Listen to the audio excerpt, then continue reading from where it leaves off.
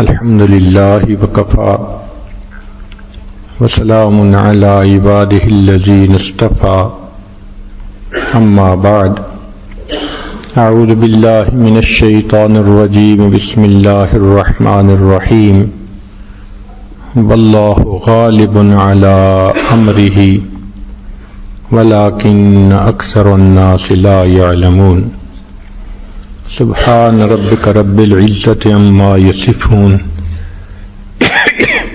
وسلام على المرسلين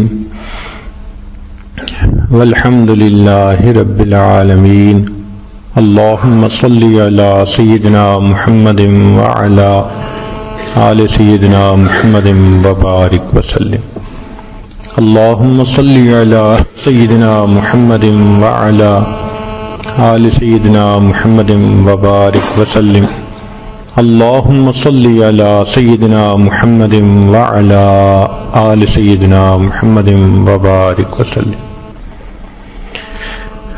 اللہ رب العزت نے اس کائنات کو اپنی قدرت کاملہ سے پیدا فرمایا اور یہ کائنات کا نظام اللہ رب العزت کے حکم سے چل رہا ہے۔ اللہ تعالیٰ جو چاہتے ہیں وہ ہوتا ہے، ما شاء اللہ کان وما لم یشاء لم یکن، اور جو نہیں چاہتے وہ نہیں ہوتا۔ تو مرضی اللہ رب العزت ہی کی پوری ہوتی ہے۔ یہ طے شدہ بات ہے کہ ہمیشہ مرضی اللہ رب العزت ہی کی پوری ہو کر رہتی ہے۔ اس کی مثالیں سن لیجیے۔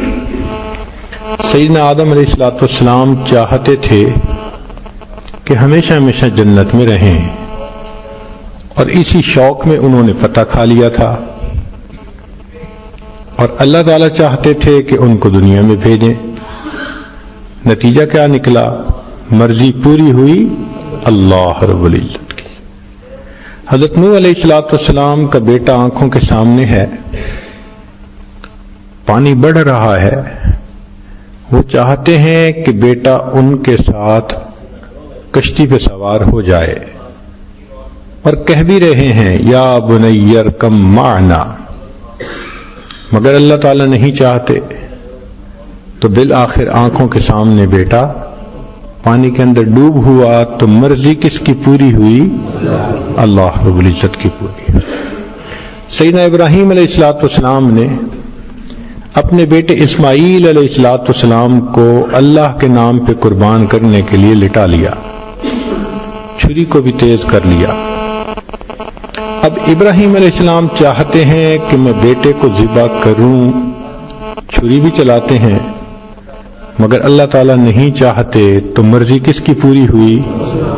اللہ کی مرضی پوری ہوئی۔ ایک موقع پر اللہ کے پیارے حبیب صلی اللہ علیہ وسلم نے فیصلہ کر لیا کہ چونکہ منہ سے ایک خاص قسم کی مہک آتی ہے، میں شہد استعمال نہیں کروں گا۔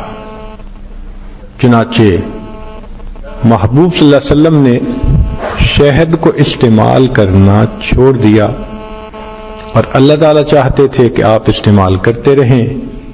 بالآخر مرضی کس کی پوری ہوئی؟ اللہ رب العزت کی۔ تو یہ طے شدہ بات ہے، کوئی بھی معاملہ ہو، کوئی بھی کام ہو، مرضی ہر حال میں اللہ رب العزت کی پوری ہوتی ہے۔ وہ عظمتوں والے ہیں، کبریائی والے ہیں، وہ ہر ایک کو پوچھ سکتے ہیں، اور کوئی ان کو نہیں پوچھ سکتا۔ پروردگار ہیں، لا یسأل عما یفعل، کوئی نہیں پوچھ سکتا ان کو، وہ جس کو چاہے پوچھ سکتے ہیں۔ چنانچہ جو انسان اللہ رب العزت کے حکم سے ٹکراتا ہے وہ اپنا نقصان کرتا ہے۔ اس کی مثال یوں سمجھ لیں کہ پہاڑ کے ساتھ جو بندہ سر ٹکرائے تو اس کی اپنی کھوپڑی ٹوٹ جائے، چٹان کا کیا نقصان ہونا ہے؟ یہ سر مارے گا تو اپنا سر پھوڑے گا۔ یہی حال ہے اس بندے کا جو حکم خدا کو توڑتا ہے، وہ اپنی بربادی کو دعوت دیتا ہے، وہ اپنے اوپر اللہ کے عذاب کو دعوت دیتا ہے۔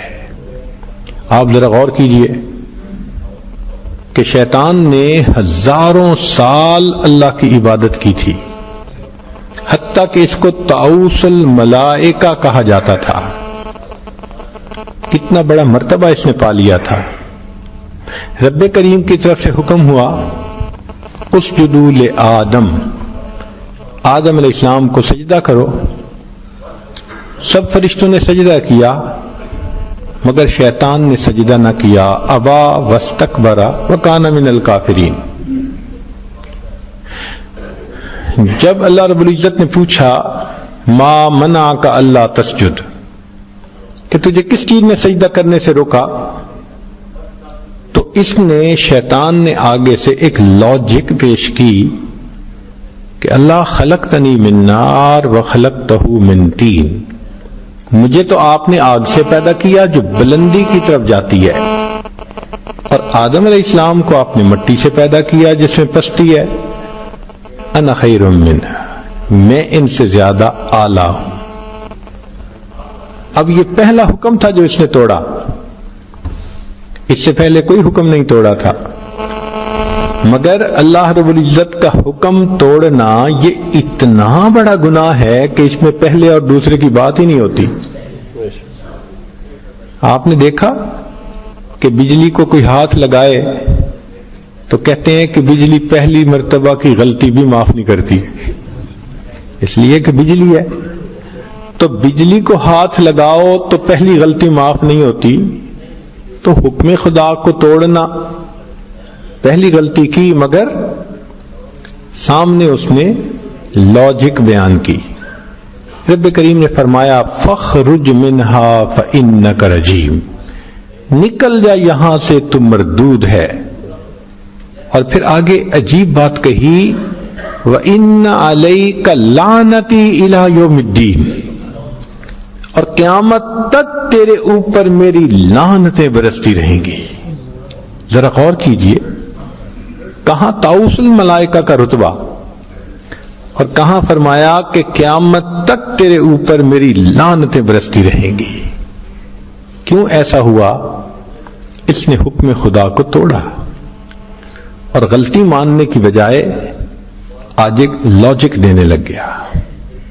اچھا دوسری طرف دیکھیے، سیدنا آدم علیہ السلام جنت میں رہ رہے ہیں، رب کریم نے فرمایا کہ اس درخت کا آپ نے پھل نہیں کھانا،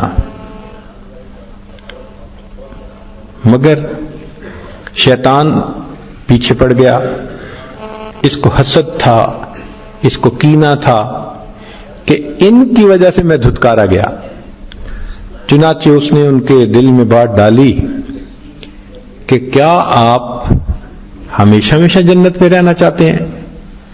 اور آدم علیہ السلام فرشتوں کو دیکھ چکے تھے کہ ہمیشہ اللہ کی عبادت میں مشغول ہیں، کوئی سجدے میں ہے، کوئی قیام میں ہے، کوئی رکوع میں ہے، کوئی اتحیات میں ہے، اور جو جس حال میں ہے وہ ہمیشہ ہمیشہ اسی حال میں رہے گا۔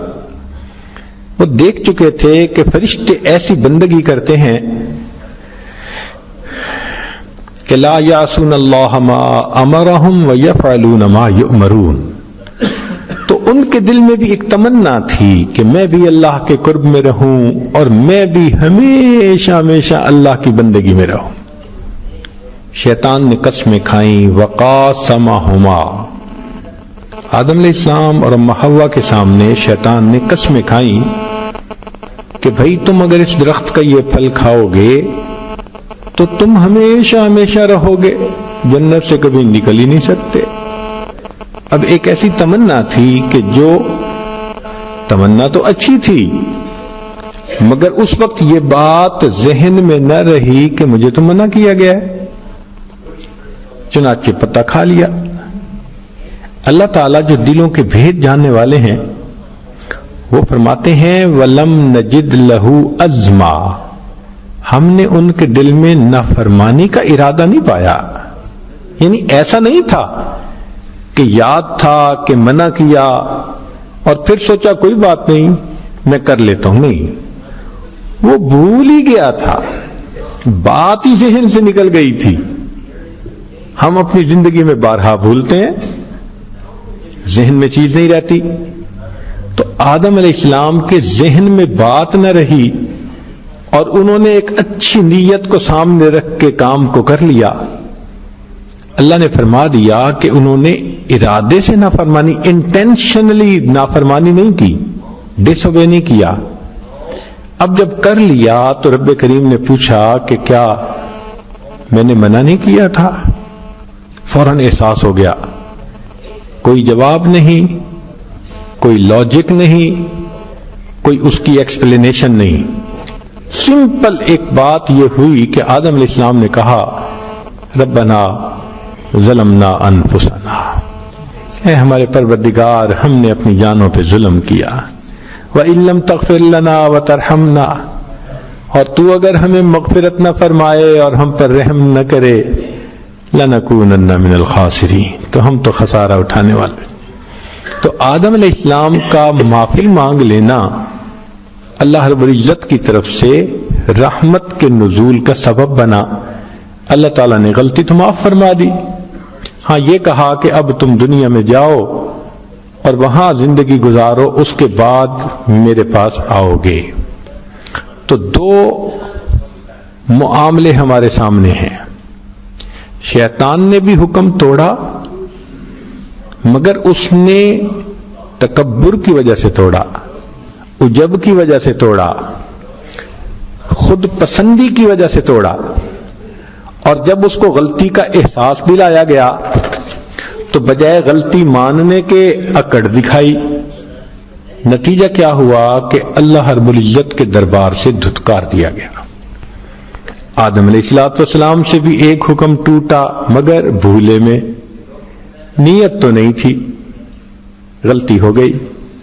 جب احساس دلایا گیا تو فوراً اسٹریٹ اوے جھک گئے، معافی مانگ لی، اللہ کے سامنے عاجزی دکھائی. اللہ رب العزت نے ان کی توبہ کو قبول فرما لیا. اب یہاں سے دو عمل جاری ہوئے کہ دنیا میں جو انسان اللہ کے احکام کو توڑیں گے ہلکا سمجھتے ہوئے، معمولی سمجھتے ہوئے، بات ہی کوئی نہیں، کیا فرق پڑتا ہے، جی کیا ہو گیا، ان وجوہات کو ذہن میں رکھ کے اگر حکم خدا کو توڑیں گے تو وہ شیطان کے طریقے پہ چلنے والے ہوں گے. اور اگر غلطی کا ان کو احساس دلایا جائے تو وہ پھر نہ مانے. کچھ لوگ ہوتے ہیں نا، مزاج ہوتا ہے میں نہ مانوں، چنانچہ ان کو بتاؤ آگے سے نہیں مانتے. اللہ کی شان دیکھو، آج کل تو یہ مزاج عام ہوتا جا رہا ہے. بیوی میں نہ مانوں، لاجک دیتی رہتی ہے. خامند کوئی بات کر دے وہ کہے گی میرا مشورہ زیادہ بہتر ہے.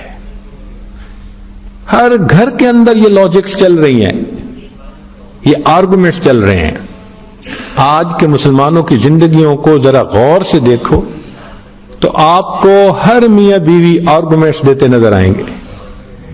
بیوی ایک بات مان لے گی تو دو نہیں مانے گی، دو مان لے گی تو تیسری میں ثابت کرے گی کہ جو میں کہہ رہی ہوں وہ زیادہ بہتر ہے. تو ہمارا ایک مزاج بن گیا لاجک دینے کا، آرگومنٹس دینے کا یا نہ ماننے کا. یہ شیطانی مزاج ہے. اور مادیت پرستی کی وجہ سے، روحانیت پر محنت نہ کرنے کی وجہ سے آج ہم اس گناہ کے مرتکب ہو رہے ہیں. اچھا، اس میں صرف برے شامل نہیں ہیں کہ فاسق فاجر سب ایسے ہو، نہیں، نیک بھی شامل ہیں. جو نمازی ہیں، جو دین کا کام کرنے والے ہیں، جو تہجد پڑھنے والے ہیں، ذکر کرنے والے ہیں، علم سیکھنے والے ہیں، اس کے مرتکب وہ بھی ہوتے ہیں. کیوں؟ کام تو کر لیتے ہیں، پھر آگے میں نے یہ کام اصل میں اس وجہ سے کیا تھا. حضرت اقدس تھانوی رحمۃ اللہ علیہ فرماتے ہیں کہ جاہل کام کرے گا تو شرمندہ ہو کر گناہ سمجھ کر کرے گا، مجرم سمجھ کے کرے گا اپنے آپ کو. اور فرماتے ہیں کہ طالب علم کام کرے گا تو جسٹیفائی کر کے کرے گا، اور کام کو جسٹیفائی کر کے کرنا اس کو اور بڑا گناہ بنا دیتا ہے۔ اپنا واقعہ لکھتے ہیں، فرماتے ہیں کہ زمانے طالب علمی میں میرے ساتھ خود یہ واقعہ پیش آ گیا۔ ایک جگہ میلہ لگتا تھا، الٹے سیدھے کام ہوتے تھے، عمر چھوٹی تھی تو میرے دل میں خیال آیا ذرا دیکھیں تو صحیح میلے میں کیا ہوتا ہے۔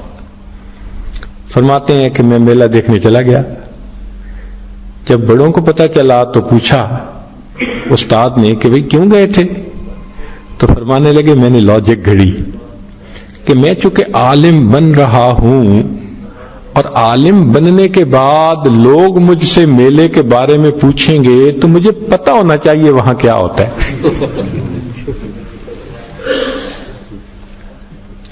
تو طالب علم اگر کام کرے گا تو شیطان اس کو لاجکس دلوائے گا، اور یہ بہت خطرناک بات ہے۔ آج اس چیز کو ہائی لائٹ کرنے کی ضرورت ہے کہ بندگی کچھ اور ہے، وہ سر جھکا دینے کا نام ہے، سر تسلیم خم کرنے کا نام ہے۔ کوئی لاجک نہیں چلتی وہاں، بس اتنا پتہ چلے کہ یہ حکم خدا ہے، بندہ سر جھکا دیتا ہے۔ وہ حلال کو حلال سمجھتا ہے، حرام کو حرام سمجھتا ہے۔ لیکن جب نفس کا غلبہ ہو، شیطان پیچھے پڑا ہوا ہو، غالب ہو طبیعت کے اوپر، تو پھر انسان کی یہ کوشش ہوتی ہے کہ با برحمن، با مسلمان اللہ اللہ، با برحمن رام رام، کہ میں گناہ بھی کرتا رہوں اور اللہ کے مقبول بندوں کی فہرست میں بھی شامل رہوں۔ این خیال است و محال است جنوں، یہ پاسبل ہی نہیں ہے۔ چنانچہ جب غلطی کوئی یاد دلائے، احساس دلائے یا خود احساس ہو تو غلطی کو مان لینا، تسلیم کر لینا، یہ ایک بڑی اچھی صفت ہے۔ ہم یہ کہنے کی عادت ڈالیں غلطی ہوئی معاف کر دیجیے، آج ہم نہیں کہتے۔ ویسے تو آپ دیکھیں تو دنیا سوری سوری کرتی پھر رہی ہے، ذرا ذرا سی بات پہ سوری، مگر دین کے معاملے میں بھی ہم سوری کیوں نہیں کرتے؟ یعنی مخلوق سے تو چھوٹی چھوٹی باتوں پہ ہم سوری کہنے کی عادت بنا لیتے ہیں، تو اللہ تعالیٰ سے سوری کہنے کی عادت کیوں نہیں بناتے؟ اللہ تعالیٰ کے سامنے سوری کرنا، اسی کو تو توبہ کہتے ہیں، اسی کو تو استغفار کہتے ہیں، اسی کو ندامت کہتے ہیں۔ تو آج یہ عادت ہمارے اندر سے نکلتی جا رہی ہے۔ چنانچہ نبی علیہ الصلوۃ والسلام نے صحابہ کا مزاج ماننے والا بنایا تھا، شروع سے مزاج ہی ایسا بنایا، فرمایا اسمعوا واطیعوا، سنو اور مانو۔ اتنا ماننے کی عادت تھی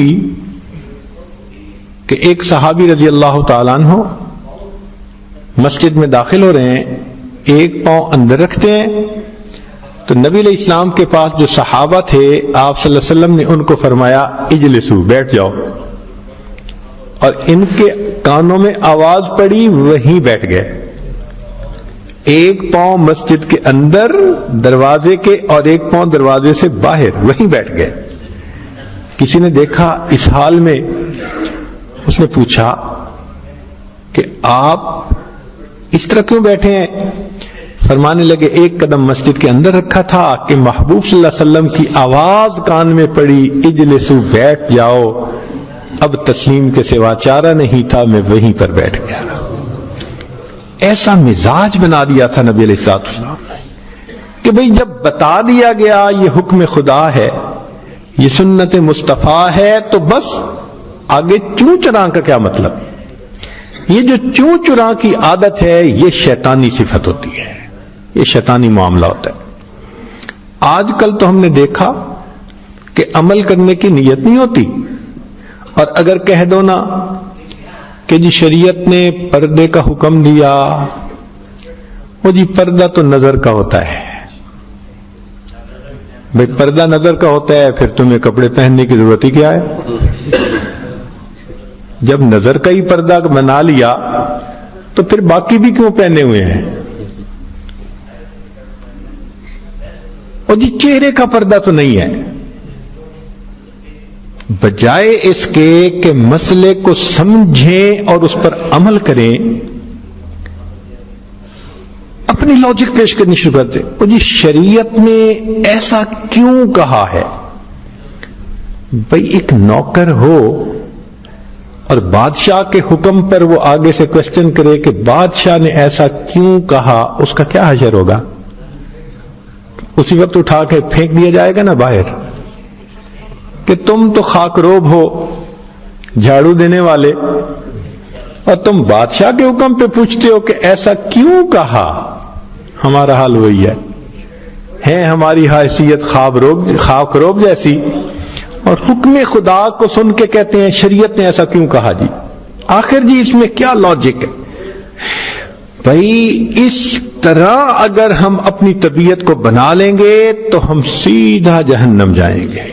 یہ شیطانی راستہ ہے اور اس کے اوپر انسان اللہ کے دربار سے مردود ہوتا ہے. ہمیں ماننے کی صفت اپنانی ہے، سننا اور ماننا. مشائخ نے فرمایا کہ سننا اور ماننا اس کے 4 درجات ہیں. سننے کی توفیق بھی اللہ جس کو چاہتے ہیں دے دیتے ہیں. وَلَوْ عَلِمَ اللَّهُ فِيهِمْ خَيْرًا لَأَسْمَعَهُمْ، اگر اللہ ان میں خیر دیکھتے سننے کی توفیق عطا کر دیتے. تو 4 درجات ہیں. سب سے پہلا کہ نہ بات کو سننا اور نہ بات کو سمجھنا، یہ کافرین کا معاملہ ہوتا ہے، مشرکین کا معاملہ ہوتا ہے. نہ وہ بات کو سنتے ہیں اور نہ ہی وہ بات کو سمجھتے ہیں. ایک ہوتا ہے کہ سنتے تو ہیں سمجھتے نہیں ہیں، یہ منافقین کا معاملہ ہوتا ہے.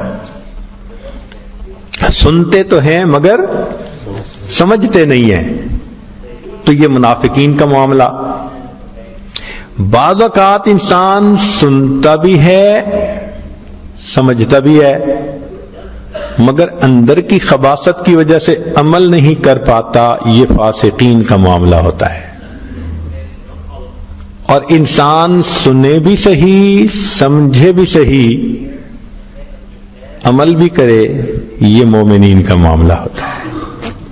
تو ہمیں اللہ رب العزت سے یہ نعمت مانگنی ہے کہ اللہ ہمیں سننے سمجھنے اور اس پر عمل کرنے کی توفیق عطا فرما. اس لیے تو جہنمی جہنم میں جل رہے ہوں گے تو فرشتے ان سے پوچھیں گے تمہارے پاس کوئی سمجھانے والا نہیں آیا تھا؟ تمہیں اللہ کی طرف کوئی بلانے والا نہیں آیا تھا؟ کوئی ڈرانے والا نہیں آیا تھا کہ ایسی آگ کے عذاب سے تم ڈرو بچو؟ آگے سے جواب دیں گے لو کننا نسمع، اے کاش اگر ہم سنتے، او نعقلو، یا ہمارے اندر عقل کی رتی ہوتی، ہم نے سمجھا ہوتا، ما کننا فی اصحاب السعیر، تو ہم جہنم والوں میں سے نہ ہوتے. اس کا مطلب ہے کہ جہنم میں وہی جائے گا یا تو سنتا ہی نہیں اور سمجھتا ہی نہیں، یا سنتا تو ہے سمجھتا نہیں ہے. اللہ تعالیٰ سے دونوں نعمتیں مانگیں، اللہ سننے کی بھی توفیق عطا فرمائے، سمجھنے کی بھی توفیق عطا فرمائے، اور اس پر عمل کی بھی توفیق عطا فرمائے. حکم خدا ہے، ایک ہی اس کا ریسپانس ہونا چاہیے، کیا کہ جی حاضر، لبیک، اللہ میں حاضر ہوں. جو آپ کا حکم سرے تسلیم خم ہے، جو مزاج یار میں آئے، جو مالک حکم فرما دیں، اسی کا نام بندگی ہے. چنانچہ ایک بزرگ فرماتے تھے کہ مجھے بندگی ایک غلام نے سکھائی. تو کسی نے کہا کیسے؟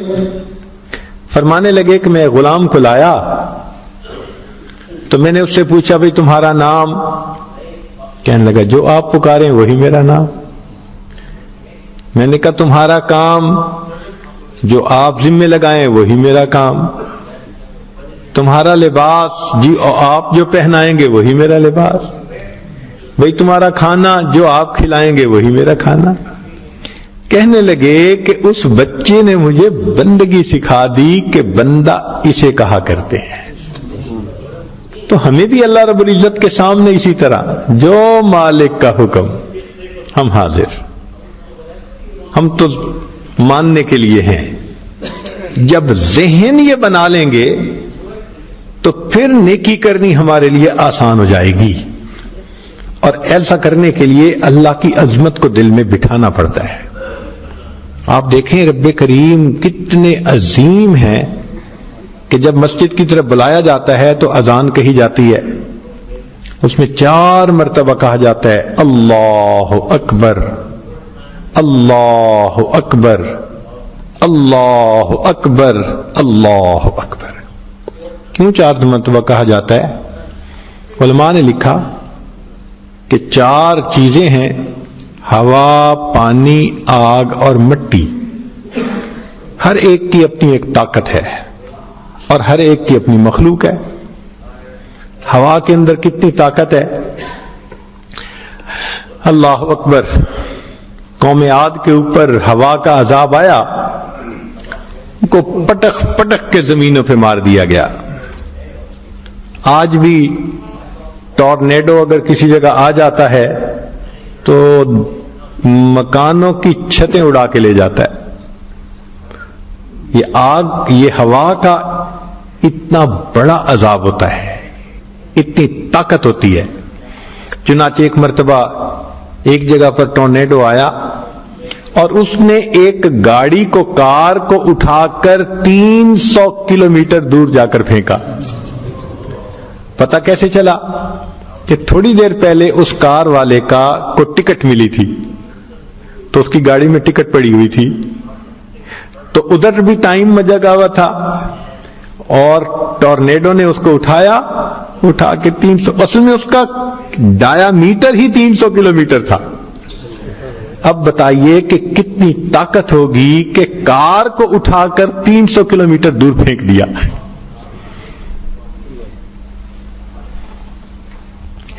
پانی کے اندر بھی طاقت ہے. پانی کی طاقت کو سمجھنے کے لیے تو سونامی کا نام ہی کافی ہے. آپ کو اندازہ ہوگا کتنے ملکوں کا نقصان ہوا اور جانوں کا نقصان ہوا اور مال کا نقصان ہوا. ہوا کے اندر طاقت، پانی کے اندر طاقت، اسی طرح آگ کے اندر بھی طاقت ہے. بعض ملکوں میں جب آگ لگتی ہے 1 سال ان کو بجھانے کی کوشش ہوتی رہتی ہے، آگ نہیں بجھتی. ہم ایک مرتبہ رشیا کا سفر کر رہے تھے تو ایک جگہ ہم نے ایک آگ کا شعلہ دیکھا جو ممکن ہے 4 سے 5 فرلانگ اونچا ہوگا. اتنا اونچا، آگ ہی آگ.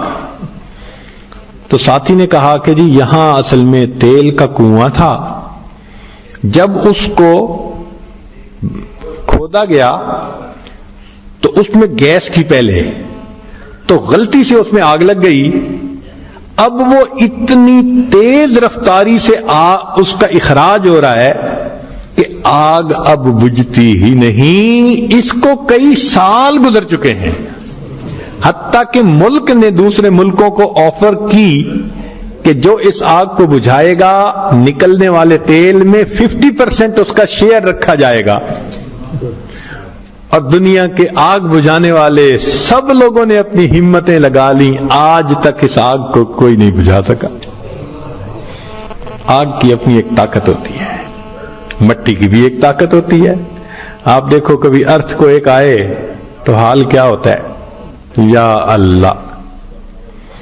ہمیں ایک مرتبہ 1993 میں کیلیفورنیا کا سفر کرنے کا موقع ملا. اس وقت وہاں پر ایک زلزلہ آیا تھا جس نے پلوں کو اس طرح اٹھا کے پھینکا تھا جیسے بچہ کینڈی کھا کر باقی چیز کو پھینک دیتا ہے. ملٹی سٹوریڈ بلڈنگ زمین کے اوپر. ہم نے زمین کے اندر گہری دراڑ پڑی ہوئی خود دیکھی تو وہاں سے گزرتے ہوئے ہم نے بورڈ کے اوپر دیکھا لکھا ہوا تھا اوہ گاڈ، بڑا سارا. پھر دوسری جگہ لکھا ہوا تھا اوہ گاڈ. تو میں نے اپنے ساتھی سے پوچھا بھئی یہ لفظ کیوں لکھا ہوا ہے؟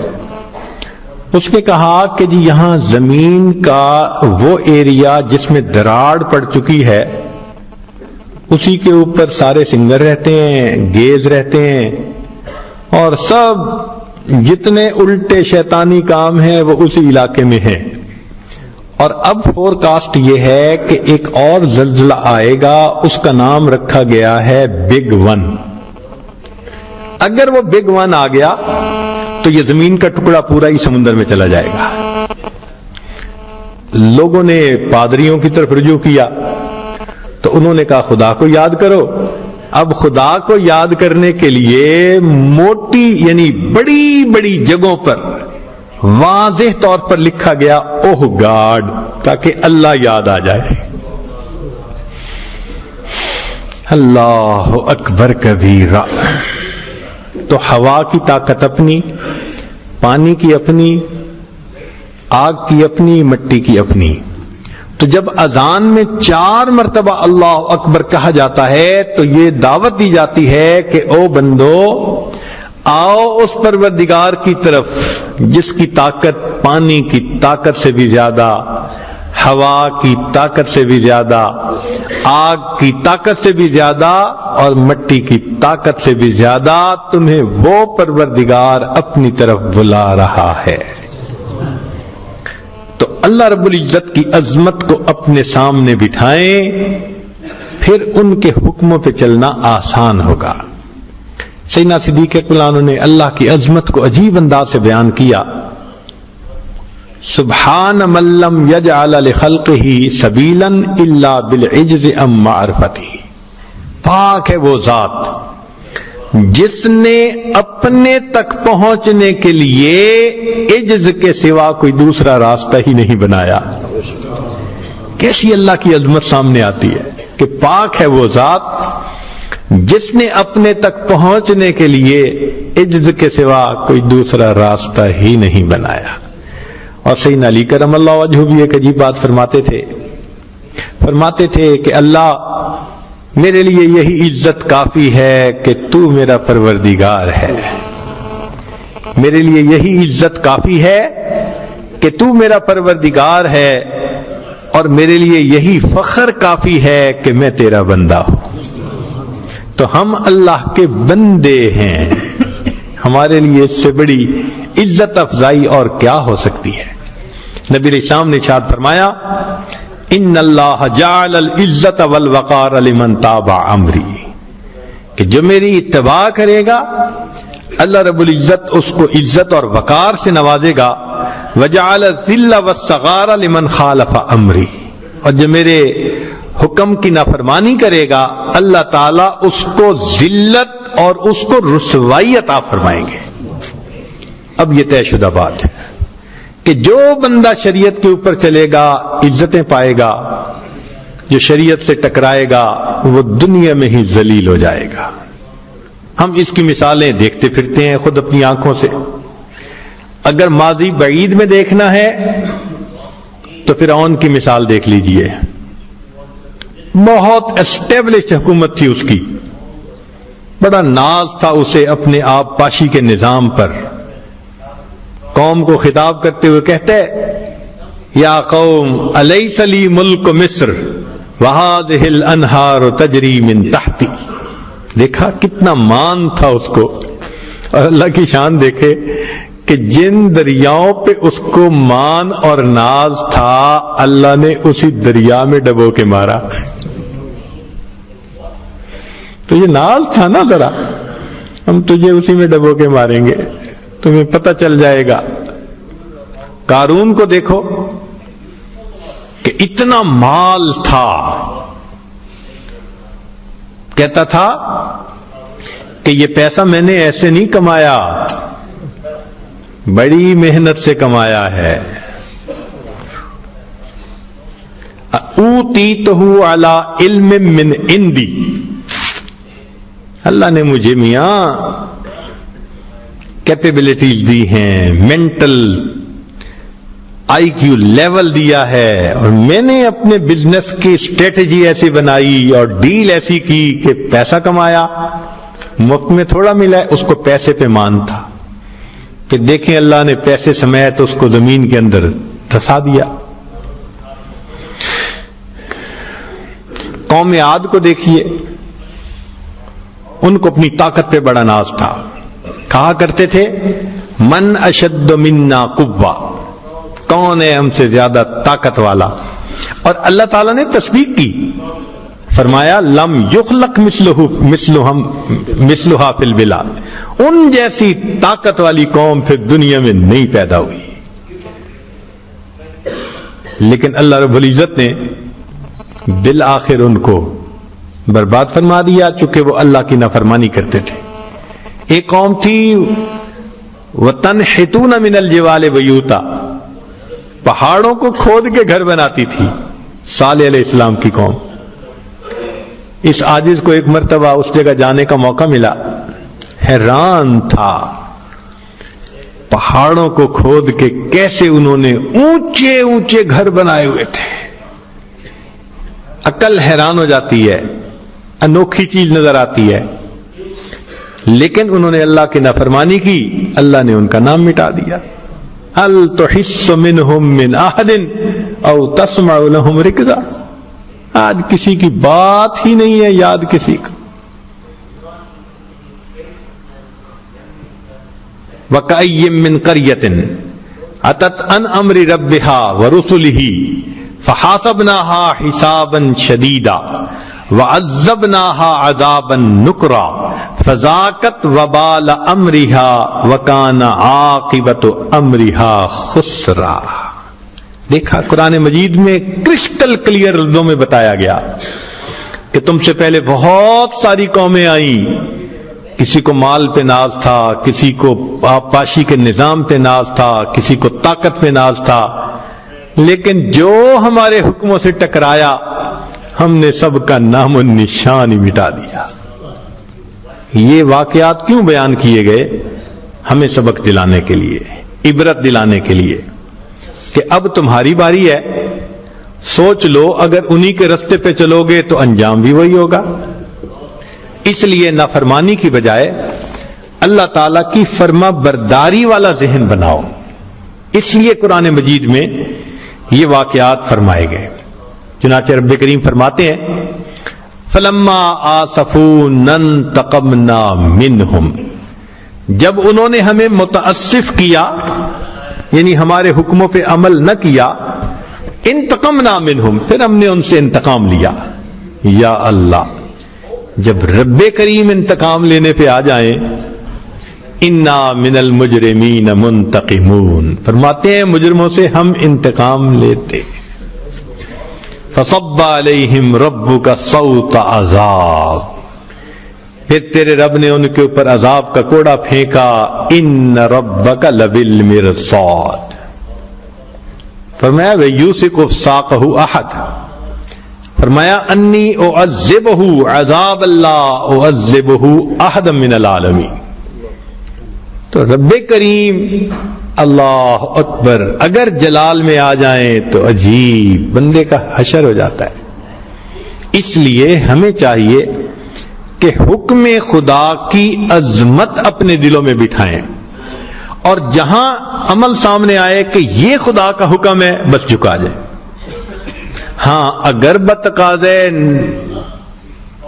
شیطانیت یا نفسانیت ہم غلط کر بیٹھیں تو مجرم تو سمجھے، پھر لاجک تو پیش نہ کرے نا۔ لاجک پیش کرنے سے تو شیطان کا حشر ہوگا نا کہ اللہ سے دربار سے دھتکار دیے جائیں گے، ہمیشہ ہمیشہ لعنتیں برسیں گی۔ تو پہلا قدم حکم خدا کے سامنے سر جھکا دینا، اور اگر کہیں کوتاہی ہو تو اپنے گناہ کا اقرار کر لینا۔ جیسے آدم علیہ السلام نے فوراً کہہ دیا تھا ربنا ظلمنا انفسنا۔ انسان اپنے عملوں پہ ناز نہ کرے۔ قرآن مجید میں ایک مثال ہے اس کو پڑھتے ہوئے نا دل کانپ جاتا ہے. آپ ذرا غور کیجئے گا. بنی اسرائیل کا ایک بڑا عابد زاہد تھا، صومعہ میں ہر وقت عبادت کرتا تھا. روایات میں آتے ہیں 400 سال عبادت کی، حتیٰ کہ مستجاب الدعوات بن گیا. مستجاب الدعوات کا کیا مطلب؟ جو دعا مانگتا تھا قبول ہوتی تھی، جو دعا مانگتا تھا قبول ہوتی تھی. اب ذرا دیکھیے، اس درجے پر پہنچنے کے بعد پھر اس نے نفس پرستی کی. اللہ تعالیٰ فرماتے ہیں وَلَوْ شِئْنَا لَرَفَعْنَاهُ بِهَا وَلَكِنَّهُ أَخْلَدَ إِلَى الْأَرْضِ وَاتَّبَعَ هَوَاهُ. اس نے اپنی نفس کی پیروی کی. پھر کیا ہوا؟ فَمَثَلُهُ كَمَثَلِ الْكَلْبِ، فرماتے ہیں اس کی مثال کتے کی مانند ہے. یہ لفظ پڑھتے ہوئے نا کانپ جاتا ہے بندہ کہ اللہ 400 سال تو سجدے کیے تھے نا اس نے، 400 سال تو نمازیں پڑھی تھی نا اس نے، سجدے کیے تھے نا آپ کے سامنے. 400 سال سجدوں کے بعد اگر نفس کے پیچھے چلا تو آپ پھٹکار دیتے ہیں ہمارے پلے تو کچھ ہے بھی نہیں. تو اس لیے اول تو یہ کہ حکم خدا کے سامنے سر جھکا دیں،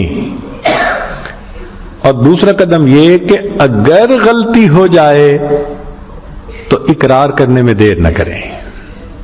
جس نے غلطی کو اقرار کرنے کی بجائے آگے کٹ حجتی کی، یہ ایسے کیوں ہے، یہ ویسے کیوں ہے، یہ یوں ہوتا تو کیسا تھا، اس نے اپنے لیے بربادی کا دروازہ کھول لیا.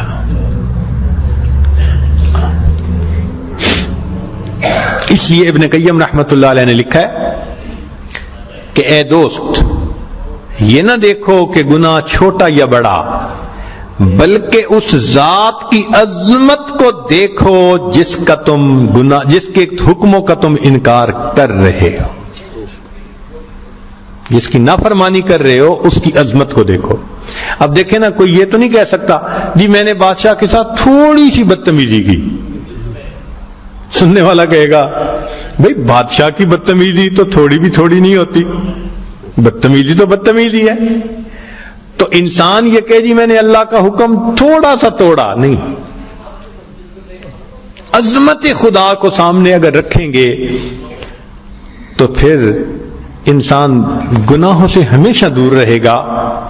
اللہ تعالیٰ قرآن مجید میں سے فرماتے ہیں تِلْكَ حُدُودُ اللَّهِ فَلَا تَقْرَبُوهَا، یہ اللہ کی حدود ہیں، ان کے قریب بھی مت جانا. فرماتے ہیں وَيُحَذِّرُكُمُ اللَّهُ نَفْسَهُ، اللہ تعالیٰ تمہیں اپنے آپ سے ڈراتا ہے. تو ایک اصول بنا لیں کہ شریعت کے حکم کے سامنے عقل کو استعمال مت کریں. آج عقل کا زمانہ ہے اور نفس ایسا انسان کا خبیث ہوتا ہے کہ سیدھا سیدھا غلطی ماننے کی بجائے کاؤنٹر کوسچن. چنانچہ آج یونیورسٹیوں کے پڑھے لکھے نوجوانوں کے اندر مرض عام ہوتی جا رہی ہے. آپ ان کو کہیں نا جی کہ بھئی آپ نے یہ کام کیوں نہیں کیا، وہ جی شریعت کے اس حکم میں آخر کیا لاجک ہے. یہ چیز نقصان دہ ہے. اس لیے آج اس عنوان کے اوپر بات کرنی ضروری سمجھی گئی کہ ہم تسلیم کرنے والا مزاج اپنا بنائیں. بس حکم خدا ہے، بات ختم. ہمارا کام ہے بندگی کرنا، جھک جانا. لوگ دفتر چلاتے ہیں نا تو دفتر چلانے کے لیے اصول بنا دیتے ہیں کہ یہاں پالیٹکس نہ ہو، کوئی لیگ پولنگ نہ ہو، کوئی فلاں نہ ہو. چنانچہ ایک دفتر میں ہم نے ایک سائن لگا ہوا دیکھا تو اس میں انہوں نے 2 رول لکھے ہوئے تھے. اس میں انہوں نے 2 رول لکھے ہوئے تھے. لکھا ہوا تھا roll number 1 boss is always right. Roll number 1 boss is always right. اور نیچے لکھا ہوا تھا roll number 2، if boss is wrong see roll number 1۔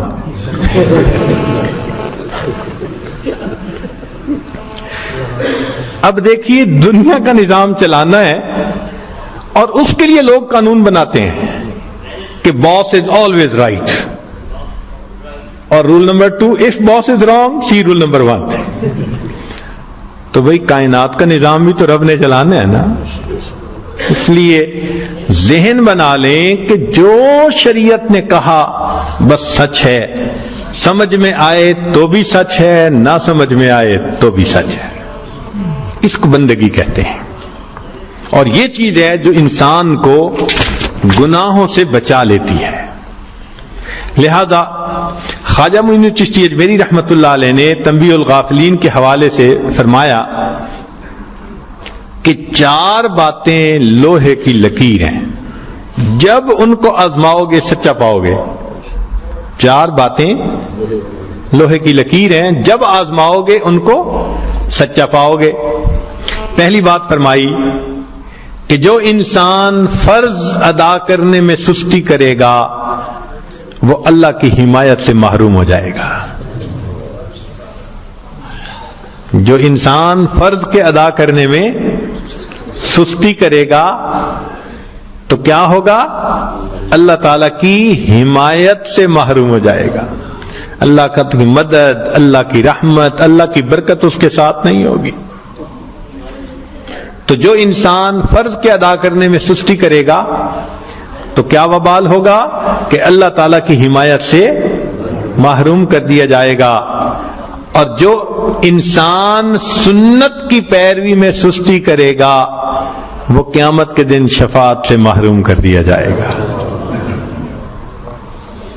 اور تیسری بات فرماتے ہیں کہ جو شخص اپنے والدین کو راضی کرے گا اور ان کی دعائیں لے گا اللہ اس کی دنیا کے رزق میں برکتیں ڈالیں گے۔ جو ماں باپ کی دعائیں لے گا اور ان کو خوش کرے گا تو اللہ تعالیٰ دنیا کے رزق میں برکتیں ڈالیں گے، اور جو انسان اپنے شیخ کو راضی کرے گا اللہ اس کو ایمان پر موت عطا فرمائے گا۔ یہ 4 باتیں وہ فرماتے ہیں لوہے کی لکیر ہیں۔ تو ہمیں اللہ رب العزت کے حکم کے سامنے جھکنا سیکھنا ہے، اپنے آپ کو یہ سبق بار بار یاد دلانا ہے۔ بندگی کس کو کہتے ہیں؟ مولانا روم رحمت اللہ علیہ نے سلطان محمود غزنوی اور ایاز کے 3 واقعات لکھے ہیں، بڑی عجیب کہانیاں لکھی ہیں۔ فرماتے ہیں کہ سلطان محمود ایک نیک بادشاہ تھا، اس کے پاس ایک دیہاتی نوجوان آ گیا، اس کا تعلق دیہات سے تھا، تعلیم بھی نہیں تھی، کچھ ایسی تربیت بھی نہیں تھی، مگر بادشاہ کے دربار میں آ کے جب خدمت پہ لگا تو اس نے اتنی اچھی خدمت کرنی شروع کی کہ تھوڑے دنوں میں بادشاہ کی آنکھوں میں بڑا درجہ پا گیا، بادشاہ نے اپنے مقرب میں بندوں میں شامل کر لیا۔ اب جو پہلے سے مقربین تھے نا وہ بہت جیلس ہوتے تھے، ہم بڑے خاندانوں والے اور بڑی عقل سمجھ والے، تعلیم والے، ہم بادشاہ کے مشیر تھے، یہ کل کا نوجوان پتہ نہیں کہاں سے آ گیا دیہات سے اٹھ کے کہ بادشاہ کی اس کے اوپر بڑی خاص نظر پڑتی ہے۔ چنانچہ انہوں نے پروگرام بنایا کہ ہم بادشاہ سے موقع ملنے پہ بات کریں گے۔ انہوں نے بات کی کہ بادشاہ سلامت، جو محبت کی نظر اس کی طرف اٹھتی ہے وہ ہمارے اوپر نہیں اٹھتی، حسب میں ہم اچھے، نسب میں ہم اچھے، مال میں ہم اچھے، عقل میں ہم اچھے، لیکن محبت کی نظر اس کو جو مل گئی وہ ہمیں نہیں مل رہی۔ تو بادشاہ نے کہا کہ اچھا میں کسی موقع پہ اس کا جواب دوں گا۔ اب بادشاہ نے کیا کیا کہ ایک پھل منگوایا جو بہت کڑوا تھا، کئی پھل بہت کڑوے ہوتے ہیں، کھائے بھی نہیں جاتے، تو انٹینشنلی اس نے ایسا پھل منگوایا جو بہت بٹر ٹیسٹ رکھتا تھا۔ کاشیں بنوائیں اور کاشیں ان سب لوگوں میں تقسیم کر دیں جو اعتراض کرنے والے تھے، اور ایاز بھی وہیں بیٹھا تھا، تو جس جس کو وہ کاش ملی اس نے منہ میں ڈالا تھو تھو۔ بادشاہ سلامت بڑا بہت کڑوا، توبہ توبہ بہت کڑوا، سب نے اپنے منہ سے وہ پھل نکال دیا اور کہا کہ بادشاہ سلامت یہ بہت کڑوا ہے۔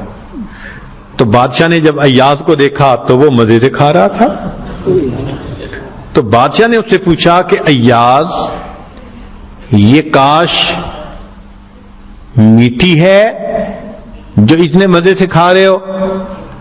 اس نے کہا بادشاہ سلامت ہے تو کڑوی، کھاتے کیوں جا رہے ہو؟ اس نے کہا بادشاہ سلامت میرے دل میں یہ بات آئی کہ جس بادشاہ کے ہاتھوں سے میں زندگی بھر میٹھی چیزیں لے کے کھاتا رہا، اگر آج مجھے کڑوی بھی مل گئی تو میں اس کو واپس کیسے کروں؟ عمر بھر میٹھی چیزیں لے کے کھاتا رہا، آج کڑوی بھی مل گئی تو واپس کیسے کروں؟ کاش کہ یہ چیز ہمارے اندر آ جاتی کہ جس پروردگار کی نعمتوں سے ساری زندگی ہم انجوائے کرتے رہتے ہیں، اگر کبھی کوئی اس کی طرف سے آزمائش کی گھڑی بھی آ جائے تو ہم پھر شکوہ کیوں کرتے ہیں؟ خیر، بات آئی گئی ہو گئی۔ اب بادشاہ نے سوچا کہ بھائی یہ لوگ جو بہت اعتراض کرنے والے تھے نا، ان کے سامنے کوئی اور ایسا ہیلا کرنا چاہیے کہ ذرا ان کو بات سمجھ میں آ جائے۔ تو ایک دن بادشاہ آیا اور اس نے کہا کہ دیکھو بھائی، آج میں تم سب کی عقل کا امتحان لوں گا، تمہارا آئی کیو لیول دیکھوں گا کیا ہے، اور میں دیکھتا ہوں کہ کون اس میں پاس ہوتا ہے۔ اب جب بتا دیا تو سب بڑے محتاط ہو گئے۔ بادشاہ نے ایک موٹا سارا ہیرا دکھایا، دیکھو یہ کتنا قیمتی ہے، کتنا چمکدار ہے، اور اتنے کیرٹ کا ہے، اور ایک ہتھوڑا بھی ساتھ دیا، اور پہلے کو کہا کہ جی یہ ذرا ہیرا جو ہے توڑ کے دکھاؤ۔ اب وہ سمجھ رہا تھا کہ بادشاہ نے ہم سے امتحان لینا ہے ہماری سمجھداری کا، تو اس نے کہا بادشاہ سلامت یہ ہیرا تو بہت قیمتی ہے، اتنے کیرٹ کا، اور بالکل بے عیب ہے، کوئی فلاں نہیں، فلاں لیس ہے، لہذا اس کو تو نہیں توڑنا چاہیے۔ بادشاہ مسکرایا، کہنے لگا ہاں بہت اچھا۔ تو وہ سمجھا کہ بھائی میں نے بادشاہ کو کنونس کر دیا، چنانچہ دوسرے کو دیا، اس نے بھی اسی قسم کی لاجک، تیسرے کو دیا، اس نے بھی لاجک، جتنے اعتراض کرنے والے تھے سب کو ہیرا ہتھوڑا دیتے رہے، وہ یہی لاجک دیتے رہے اور معذرت کرتے رہے، حتیٰ کہ بادشاہ نے وہ ہیرا ایاز کے ہاتھ میں پکڑایا۔ جب ایاز کو کہا ایاز اسے توڑو، ایاز نے اس کو نیچے فرش پہ رکھا، دے کے مارا ہتھوڑا اور اس کے ٹکڑے ٹکڑے کر دیے۔ اب جب اتنے قیمتی ہیرے کے ٹکڑے ہو گئے تو وہ تو سارے خوش ہو گئے، آج اس کا گنوار پن کھلا، اس کی جہالت کھلی، بے وقوف، کیا پتا اس کو یہ کتنی قیمتی چیز تھی۔ تو وہ ایکسپیکٹ کرنے لگے کہ آج تو بادشاہ اس کو دھکا دے دے گا دربار سے۔ تو جب ہیرے کے ٹکڑے ہو گئے تو بادشاہ نے اس کی طرف دیکھ کے کہا ایاز تو نے ہیرے کے ٹکڑے کر دیے، اتنے قیمتی ہیرے کے؟ تو ایاز نے آگے سے سمپل سا آنسر دیا کہ بادشاہ سلامت آپ نے مجھے حکم دیا تھا ہیرے کو توڑ دو، اب میرے سامنے دو آپشن تھی، یا تو اتنے قیمتی ہیرے کو توڑ دیتا، یا پھر میں انکار کرتا تو آپ کے حکم کو توڑ دیتا۔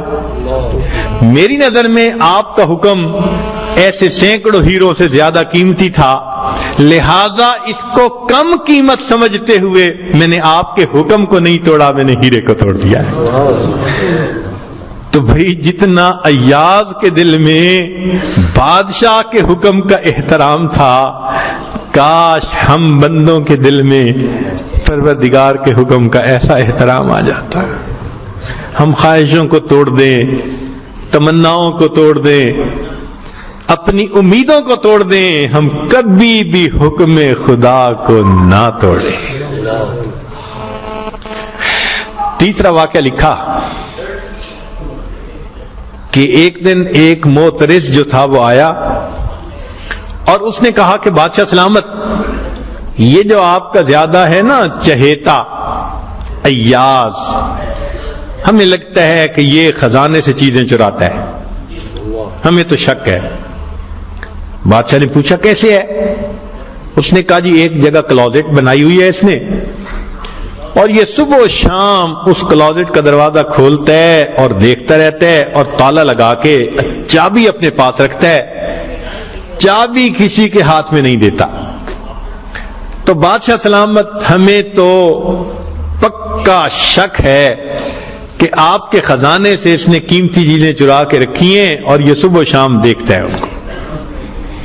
بادشاہ نے اسی وقت ایاز کو بلوا لیا، لوگوں کے سامنے پوچھا ایاز تمہاری کوئی کلوزٹ ہے ایسی؟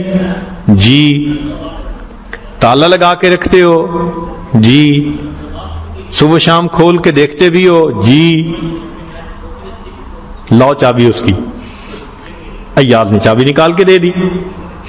بادشاہ نے ایک آدمی کو بھیجا کہ جاؤ اور کلوزٹ میں جو کچھ پڑا ہے سب اٹھا کے یہ کہ لے کے آؤ۔ اب جب وہ گیا تو ایاز تو مطمئن کھڑا رہا، مگر معترضین بڑے خوش ہوئے، آج پکڑا گیا، آج سمجھ لگے گی بادشاہ کو یہ کیسا بددیانت انسان۔ تھوڑی دیر گزری تو جو گیا تھا وہ تالا کھول کے کیا دیکھتا ہے کہ اس میں ایک پرانا سا لباس ہے اور ایک پرانا سا جوتا رکھا ہوا اور کچھ بھی نہیں۔ بڑا حیران ہوا، اس کو یہ صبح بھی دیکھتا ہے شام بھی دیکھتا ہے۔ وہ اس کو لے کے بادشاہ کے پاس آیا۔ بادشاہ سلامت کلوزٹ میں یہ دو چیزیں تھیں۔ بادشاہ نے کہا ایاز بس یہی کچھ تھا؟ جی یہی تھا۔ ایاز یہ تو اتنی قیمتی نہیں کہ تم ان کو تالے میں رکھو اور صبح شام اس کو جا جا کے دیکھو۔ ایاز نے کہا کہ بادشاہ سلامت میرے لیے قیمتی ہے۔ پوچھا کیوں؟ کہ بادشاہ سلامت جب میں پہلی مرتبہ آپ کی خدمت میں حاضر ہوا تھا، میں دیہاتی سا لڑکا تھا، یہ تہبند باندھی تھی، یہ کرتا پہنا تھا، یہ جوتا پہنا ہوا تھا، میں نے اس کو اپنے لیے پریزرو کر کے رکھ لیا۔ اب روز صبح اور شام میں دروازہ کھولتا ہوں، اپنے نفس کو مخاطب کر کے کہتا ہوں ایاز بادشاہ کے احسانات کو مت بھولنا، تمہیں جو اس نے رتبہ دیا تمہاری اوقات تو یہ تھی، تمہاری اوقات یہ تھی۔ میں صبح بھی اپنے آپ کو یاد دلاتا ہوں، میں شام بھی اپنے آپ کو یاد دلاتا۔ مولانا لکھتے ہیں کاش کہ یہ صفت اللہ ہمیں بھی عطا فرماتا، ہم بھی اپنے ابتدا کو دیکھتے، کیا حال تھا،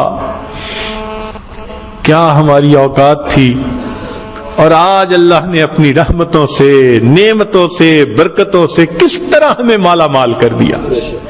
ہم بھی اپنی بنیاد کو یاد رکھتے، یاد رکھتے تو پھر یہ میں نہ آتی، یہ ہمارے اندر عجب نہ آتا، خود پسندی نہ آتی، ہم اللہ کے احسان مند ہو کے زندگی گزارتے۔ تو اگر ایک دنیا کا غلام اپنے مالک کے حکم کو اتنا قیمتی سمجھتا ہے تو ہم تو اللہ کے ویسے ہی بندے ہیں، غلام سے بھی ایک درجہ نیچے، ہم تو اللہ کی ملک ہیں، مخلوق ہیں اس کی۔ لہذا ہمیں چاہیے کہ اللہ رب العزت کے حکم کی عظمت کو سامنے رکھیں، ہمیشہ خیال رکھیں کہ حکم خدا کبھی بھی ٹوٹنے نہ پائے۔ اللہ اکبر۔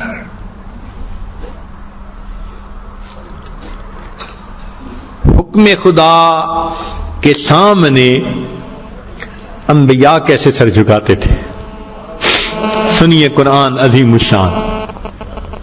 نوح علیہ السلام کشتی کے اندر بیٹھے ہیں، اپنا سگا بیٹا پانی کے اندر ہے۔ آج ہم اتنے گناہگار اور خطا کار ہیں، اپنے بیٹے کو ہم اگر فسق و فجور میں دیکھیں تو ہمارا دل کتنا دکھتا ہے، کتنا ہم اللہ سے رو کے مانگتے ہیں اللہ بیٹے کو سیدھا کر دے، نیک بنا دے، رستے پہ لے آ۔ وقت کے نبی کی کیا کیفیت ہوگی؟ اپنا بیٹا آنکھوں کے سامنے ہے اور وہ فرماتی ہے یا بنی ارکب معنا، اور بیٹا نہیں سنتا، آگے سے کہتا ہے کہ نہیں میں چوٹی پہ چڑھ جاؤں گا، یعصمنی من الماء۔ اور جب یہی بات کر رہا تھا فحال بینہم الموج فکان من المغرقین، ایک موج، ایک لہر آئی اور اللہ نے اس نوجوان کو وہیں غرق کر دیا والد کی آنکھوں کے سامنے۔ تو نوح علیہ السلام کا دل کتنا غمزدہ ہوا ہوگا۔ اس وقت نوح علیہ السلام نے اللہ کو پکارا۔ قرآن مجید میں ہے وَنَادَى نُوحٌ رَبَّهُ فَقَالَ رَبِّ إِنَّ ابْنِي مِنْ أَهْلِي وَإِنَّ وَعْدَكَ الْحَقُّ، یہ عرض کیا کہ اے اللہ یہ بیٹا میرے اہل میں سے تھا اور آپ کا وعدہ تھا کہ میں تجھے اور تیرے اہل کو بچاؤں گا۔ اللہ آپ کے وعدے سچے۔ وَأَنْتَ أَحْكَمُ الْحَاكِمِينَ، اور آپ تو بہت بڑے اختیار والے ہیں۔ آگے سے جواب کیا ملا؟ قال یا نوح انہ لیس من اہلک، اے نوح علیہ السلام یہ آپ کے اہل میں سے نہیں تھا۔ انہ عمل غیر صالح، اس کے عمل اچھے نہیں تھے۔ اور آگے فرما دیا فلا تسألنی ما لیس لک بہ علم، مجھ سے مت سوال کیجئے وہ جس کا تمہیں پتہ نہیں۔ انی اعیذک ان تکون من الجاہلین، میں آپ کو نصیحت کرتا ہوں جاہلوں والا معاملہ نہ کریں۔ نبی علیہ السلام گناہوں سے معصوم، اللہ کے فرما بردار، اللہ کے نام کے زندگی جن کی وقف ہے، وہ ایک بات کہتے ہیں اور آگے سے یہ ڈانٹ بھرا خطاب جب سنا تو یہ نہیں کہا کہ اللہ آپ ہی کا تو وعدہ تھا، نہیں، جیسے فرمایا انی اعیذک ان تکون من الجاہلین، قال اللہ کی عظمت کو جانتے تھے، سمجھتے تھے، فوراً سر جھکا کے یہ کہہ دیا رب انی اعوذ بک ان اسألک ما لیس لی بہ علم والا تغفر لی وترحمنی اکن من الخاسرین۔ یہ وہ حضرات تھے جو اللہ کی عظمتوں کو پہچانتے تھے، جو جانتے تھے کہ اللہ کتنے بڑے ہیں۔ بڑے سے بات کرتے ہوئے بندے کے پاؤں کے کانپ رہا ہوتا ہے، بالکل وہی منظر نظر آتا ہے کہ نوح علیہ السلام کو خطاب ہوا، اسی وقت کپ کپا گئے اور فوراً کہا رب انی اعوذ بک ان اسألک ما لیس لی بہ علم والا تغفر لی وترحمنی اکن من الخاسرین۔ جو نیکی کی، معصومیت کی زندگی گزارنے والے ہوں وہ اتنا ڈرتے ہیں تو سوچئے پھر ہمارا کیا حال ہے۔ اللہ کی بے نیازی کو دیکھنا ہو تو آدم علیہ السلام کا جنت سے نکلنا دیکھو، بندگی کے نظارے دیکھنے ہو تو نوح علیہ السلام کو جو خطاب ہوا ذرا اس پر غور کرو۔ اللہ کی عظمت کو دیکھنا ہو تو ابراہیم علیہ السلام کی ہچکچاہٹ کو دیکھو، اللہ کی عظمت کو دیکھنا ہو یعقوب علیہ السلام کی مصیبت کو دیکھو، اللہ کی عظمت کو دیکھنا ہو تو یوسف علیہ السلام کا جیل کے اندر جا کر 9 سال گزارنا دیکھو۔ اگر بندگی کو دیکھنا ہے زکریا علیہ السلام کے سر پہ آرا چلتا ہوا دیکھیے، یحییٰ علیہ السلام کی گردن کٹتی ہوئی دیکھیے، یونس علیہ السلام کو مچھلی کے پیٹ میں گرفتار ہوتا دیکھیے، انہم کانوا یسارعون فی الخیرات ویدعوننا رغبا ورہبا وکانوا لنا خاشعین۔ وہ اللہ کی عظمتوں کو جانتے تھے۔ ان ہستیوں کے ساتھ اگر یہ معاملات آ سکتے ہیں، ہم کس کھیت کی گاجر مولی؟ ہم اپنی اوقات کو دیکھیں، ہم آج چھوٹی چھوٹی باتوں پہ اللہ کے حکم کو توڑ دیتے، سمجھتے ہی نہیں کہ اس کی شان کیا ہے۔ تو آج اس مجلس میں ہم اللہ رب العزت سے یہ دعا مانگیں، اللہ ہم پر رحم فرما دیجئے، ہمارے دلوں میں اپنے حکم کی عظمت پیدا کر دیجئے۔ نبی علیہ الصلوۃ والسلام اللہ کے محبوب ہیں، آقا صلی اللہ علیہ وسلم کے بال سفید ہو گئے۔ پوچھنے والے نے پوچھا، اے میرے محبوب صلی اللہ علیہ وسلم، آپ کے بال اتنا جلدی سفید کیوں نہ ہوئے، کیوں ہو گئے؟ فرمایا قرآن مجید کی ایک آیت ہے، رب کریم نے فرما دیا فاستقم کما امرت ومن تاب معک۔ اس کا اپنی زبان میں ترجمہ کریں نا ہم، فاستقم کما امرت، تو ترجمہ بنے گا اے میرے حبیب صلی اللہ علیہ وسلم تکلے کی طرح سیدھے رہیے۔ ہمارے ہاں وہ ایک تار ایک راڈ ہوتا ہے بالکل سیدھا، ذرا سا ادھر ادھر ہو جائے تو وہ مشین میں خرابی آ جاتی ہے، ہم اس کو تکلا کہتے ہیں۔ تو فرماتے ہیں اے میرے حبیب صلی اللہ علیہ وسلم فاستقم کما امرت، جیسے حکم دیا گیا اس کے اوپر جمے رہیے۔ یعنی دوسرے لفظوں میں فرماتے ہیں کہ آپ بندگی کرنے میں تکلے کی طرح سیدھے رہیے، یہ حکم خدا ہے۔ ومن تاب معک، اور جو آپ کے ساتھ توبہ آئے ہوئے وہ بھی سیدھے رہے، یہ میرے احکام ہیں۔ نبی علیہ السلام فرماتے ہیں شیبتنی سورۃ ہود، مجھے ہود اور اس جیسی اور سورتوں نے بوڑھا کر دیا۔ محبوب اللہ کی عظمت کو جانتے تھے۔ قرآن مجید کی آیتیں پڑھتے ہیں نا تو انسان کے اندر سے ناز اور نخرے کی جڑیں کاٹ کے رکھ دیتے ہیں۔ کون علم پہ ناز کرے گا؟ رب کریم اپنے حبیب صلی اللہ علیہ وسلم کو فرماتے ہیں اے میرے حبیب صلی اللہ علیہ وسلم لئن شئنا لنذهبن بالذی اوحینا الیک، ہم اگر چاہیں جو علم ہم نے آپ کو عطا کیا ہم سب آپ سے واپس لے لیں۔ یا اللہ، آپ اپنے حبیب صلی اللہ علیہ وسلم کو خطاب فرما رہے ہیں، تو کون ہے جو علم پہ ناز کرے اور عمل پہ ناز؟ اس کی بھی جڑیں کاٹ دی۔ فرمایا لولا ان ثبتناک، اگر ہم آپ کو ثابت قدمی عطا نہ فرماتے، لقد کدت ترکن الیہم شیئا قلیلا، آپ ان مشرکین کی طرف تھوڑے سے مائل ہوتے، نتیجہ کیا نکلتا؟ اذا لا اذقناک ضعف الحیات وضعف الممات ثم لا تجد لک علینا نصیرا۔ اس قرآن پاک کی آیت کا ترجمہ کرنے کی ہمت نہیں ہے۔ اللہ آپ اپنے محبوب کو یہ فرما رہے ہیں، اللہ اکبر کبھی۔ نبی علیہ الصلوۃ والسلام کی ازواج جو محبوب کی محبوبائیں تھیں، محبوب کو جن سے محبت تھی، اللہ ان کو فرماتے ہیں یا نساء النبی من یأت منکن بفاحشۃ مبینۃ یضاعف لها العذاب ضعفین وَكَانَ ذَلِكَ عَلَى اللَّهِ يَسِيرًا۔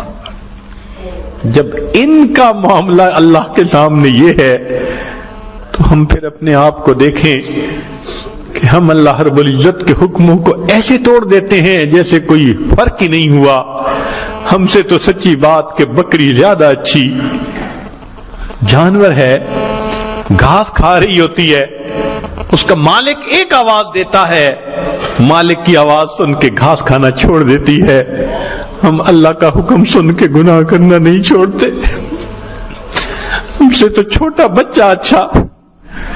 ایک بزرگ تھے، آدمی ان کے پاس اپنے بیٹے کو لے کر آیا، تو انہوں نے اس کو میٹھا کوئی چیز نکال کر دی، تو بچے نے اپنے والد کی طرف دیکھا اور چیز لینے سے انکار کر دی۔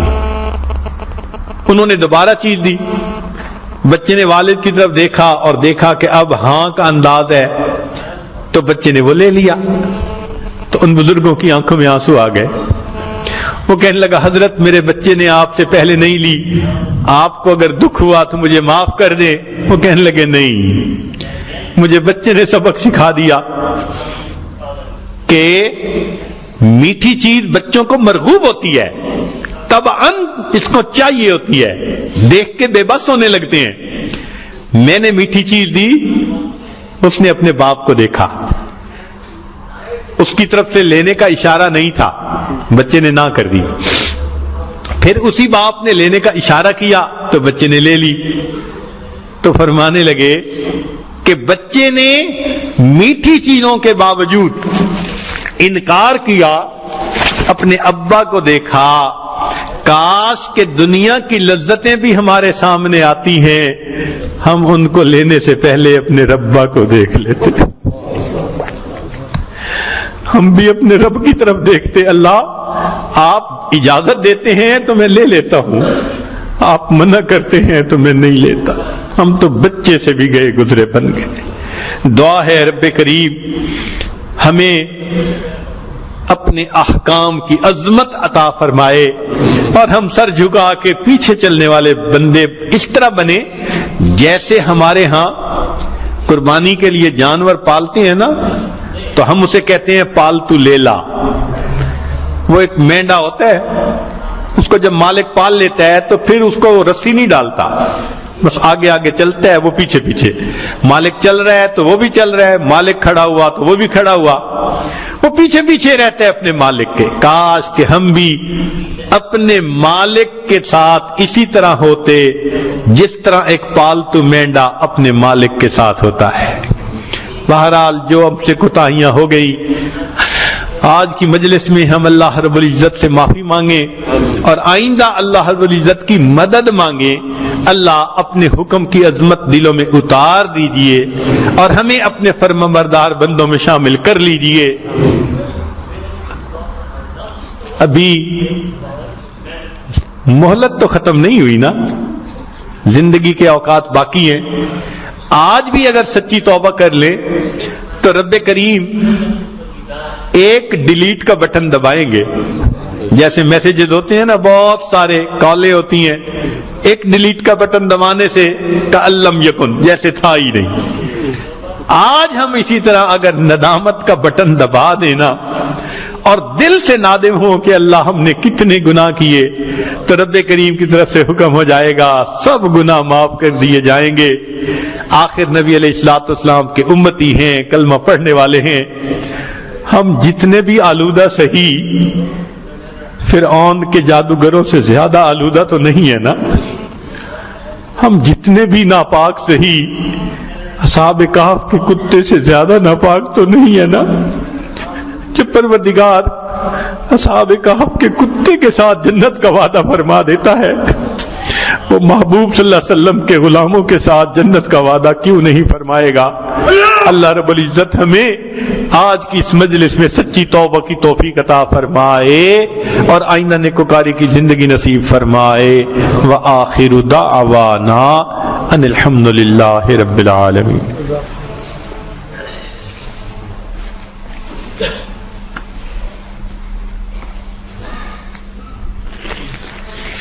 دعا سے پہلے کچھ احباب نے بیعت کے لیے کہا تھا، کچھ نے توبہ طائب ہونے کے لیے۔ یہ عاجز توبہ کے کچھ کلمات پڑھائے گا، سچے دل کے ساتھ پیچھے پیچھے پڑھتے جائیے۔ الحمدللہ وکفا وسلام علی عبادہ الذین اصطفی، اما بعد پڑھتے جائیے۔ بسم اللہ الرحمن الرحیم۔ لا الہ الا اللہ محمد الرسول اللہ آمنت باللہ وملائکتہ وکتبہ ورسلہ والیوم الآخر والقدر خیرہ وشرہ من اللہ تعالی والبعث بعد الموت آمنت باللہ کما ہوا باسمائہ وصفاتہ وقبلت جمیع احکامہ اقرار باللسان وتصدیق بالقلب اشہد ان لا الہ الا اللہ واشہد ان محمدا عبدہ ورسولہ استغفر اللہ ربی من کل ذنب واتوب الیہ برحمتک یا ارحم الراحمین۔ چند معمولات سن لیجئے۔ ایک تو 100 مرتبہ صبح اور شام استغفار پڑھنا، دوسرا 100 مرتبہ صبح شام درود شریف پڑھنا، تیسرا قرآن مجید کی روزانہ تلاوت کرنا، چوتھا چلتے پھرتے ہر وقت دل میں اللہ تعالیٰ کا دھیان رکھنا، اور پانچواں ہے ذکر قلبی یعنی مراقبہ کرنا۔ ان اعمال کے کرنے سے انسان کا دل دھل جاتا ہے، منور ہو جاتا ہے، اور اس کو نیکی کی توفیق ملتی ہے، اللہ کے قریب ہوتا ہے۔ اللہ تعالیٰ ان اعمال کی پابندی نصیب فرمائے۔ دعا کر لیجیے۔ سبحان ربی العلی الوہاب، اللہم صلی علی سیدنا محمد وعلی آل سیدنا محمد وبارک وسلم۔ اے کریم آقا، ہم آپ کے عاجز مسکین بندے ہیں، ہمارے گناہوں کو معاف فرما، خطاؤں سے درگزر فرما، عیبوں کی پردہ پوشی فرما۔ اللہ ہماری نگاہوں کو پاک فرما، دلوں کو صاف فرما، سینوں کو اپنی محبت سے لبریز فرما، اپنے عشق کی آتش ہمارے سینوں میں پیدا فرما، ہمارے انگ انگ سے اپنے ذکر کو جاری فرما، روئے روئے سے اپنے ذکر کو جاری فرما، ہڈی ہڈی بوٹی بوٹی میں اپنی محبت پیدا فرما۔ اے اللہ معصیت کی ذلت سے محفوظ فرما، طاعات کی عزت نصیب فرما، آنے والے وقت کو گزرے وقت سے بہتر فرما۔ اے اللہ آپ کے سامنے کوئی جھوٹ نہیں بول سکتا، آپ سینوں کے بھید جانتے ہیں۔ میرے مولا، ہم رات توبہ کرتے ہیں، دن میں توڑ بیٹھتے ہیں، دن میں توبہ کرتے ہیں، رات کو توڑ بیٹھتے ہیں۔ اللہ ہم ایک قدم آگے بڑھنے لگتے ہیں، نفس اور شیطان کئی قدم ہمیں پیچھے دھکیل دیتے ہیں۔ میرے مولا، اب ہم آپ سے ہی مدد مانگتے ہیں، اللہ ہماری مدد فرما دیجیے۔ اللہ بچہ چلتے چلتے تھک جاتا ہے، باپ سے کہتا ہے ابو اٹھا لیجیے، چلا نہیں جاتا۔ ہمارا بھی یہی حال ہے، اللہ زندگی گزرتی جا رہی ہے نفس اور شیطان سے لڑتے لڑتے، اللہ اب تو ہمتیں بھی کمزور ہوتی جا رہی ہیں۔ اے اللہ بڑھاپا بھی آتا جا رہا ہے، اللہ اب آپ کی خاص مدد چاہیے، اللہ ہمیں بچا لیجئے، اللہ نفس اور شیطان کے مکر و فریب سے بچا لیجئے، اللہ ہمیں اپنی رحمت کے سائے میں لے لیجئے، اللہ ہمیں مقبول بندوں میں شامل فرما دیجئے، کوتاہیوں سے درگزر کر دیجئے۔ اللہ جب ماں اپنے بچے کو نجاست میں لچڑا دیکھتی ہے تو بچے کو پھینک نہیں دیتی، چھوڑ نہیں دیتی، سمجھتی ہے یہ تو نادان ہے، مگر بیٹا تو میرا ہی ہے، بچے کو دھو لیتی ہے، سینے سے لگا لیتی ہے۔ اللہ ماں اپنے بچے کو نہلا دیتی ہے، لیکن بچہ پھر اپنے کپڑے گندے کر لیتا ہے، ماں ڈانٹ پلاتی ہے، کیوں تم نے اپنے آپ کو اتنا گندا کر لیا؟ تو بچہ کہتے ہیں امی اگر آپ مجھے نہیں دھوئیں گی میں کیسے صاف ہو سکوں گا؟ اللہ ہم نے اپنے آپ کو گناہوں سے گندا کر لیا ہے، عریق ہے کریم آقا آپ ہمیں دھو دیجئے اور ہمیں اپنی رحمت کی چادر میں جگہ دے دیجئے۔ اللہ اپنے مقبول بندوں میں شامل کر دیجئے، نیک مرادوں کو پورا فرما، بیماروں کو شفا عطا فرما، بے اولادوں کو نیک اولاد عطا فرما، جو مشکل میں ہیں اللہ ان کی مشکلات کو آسان آسان فرما، جو الجھے ہوئے ہیں کاموں میں ان کاموں کو اپنی رحمت سے سلجھا، ہمارے والدین عزیز اقارب مشائخ جو فوت ہو چکے ان کی مغفرت فرما، جن کی آپ نے مغفرت کر دی قرب کے اعلیٰ درجات عطا فرما، پوری دنیا میں جہاں مسلمان پریشان ہیں اللہ سب کی پریشانیوں کو دور فرما۔ ربنا تقبل منا انک انت السمیع العلیم تب علینا انک انت التواب الرحیم، وصلی اللہ تعالی علی حبیبہ سیدنا محمد وآلہ واصحابہ اجمعین برحمتک یا ارحم الراحمین۔